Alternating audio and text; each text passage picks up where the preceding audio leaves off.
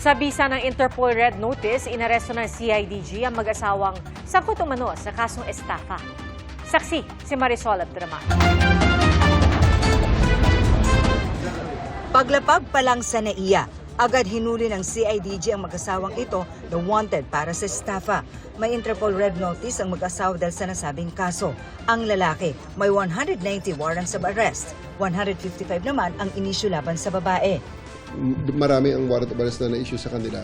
Lumabas sila ng Thailand at tayo ay nag-monitor din naman kung saan sila pumunta. Ang modus daw nila, mag-alok ng investor sa kanilang babuyan. Bigay ka ng pera, sila na magpapatakbo supposedly ng farm, palalaki ng baboy. Pag lumaki, ito ang matatanggap mo. And they promise high returns. Daang-daang milyong piso na posibleng nga raw umabot pa sa bilyon ang nakuha ng mga suspects sa kanilang mga biktima. Nakakulong na sila ngayon sa CIDG at wala pa silang pahayag sa ngayon. Huli naman sa entrapment operation ng babaeng ito na nangikil umano sa kanyang dating nobyo. Hindi raw kasi matanggap ng suspect na hiwalay na sila ng kanyang ex. Gusto niya pa rin makinabang, kaya nanghingi ng pera.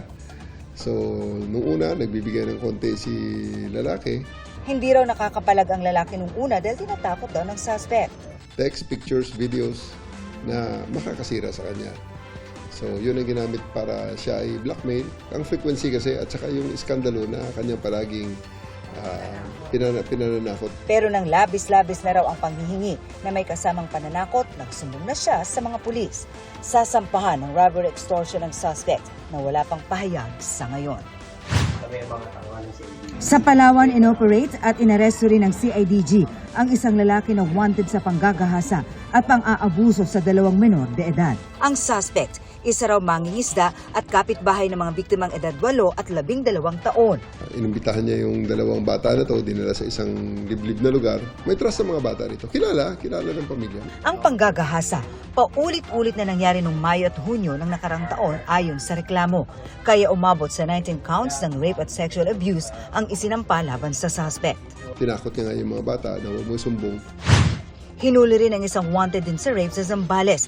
Ang krimen nangyari noong 2018 ayon sa CIDG at ang biktima ang 9 na taong gulang na anak mismo ng suspect. Ang nanay nito ang tumulong sa bata na makapag-complain laban sa tatay niya. Nakakulong na ang mga suspect na wala pang pahayag sa ngayon. Para sa GMA Integrated News, Marisol Abduraman, ang inyong saksi.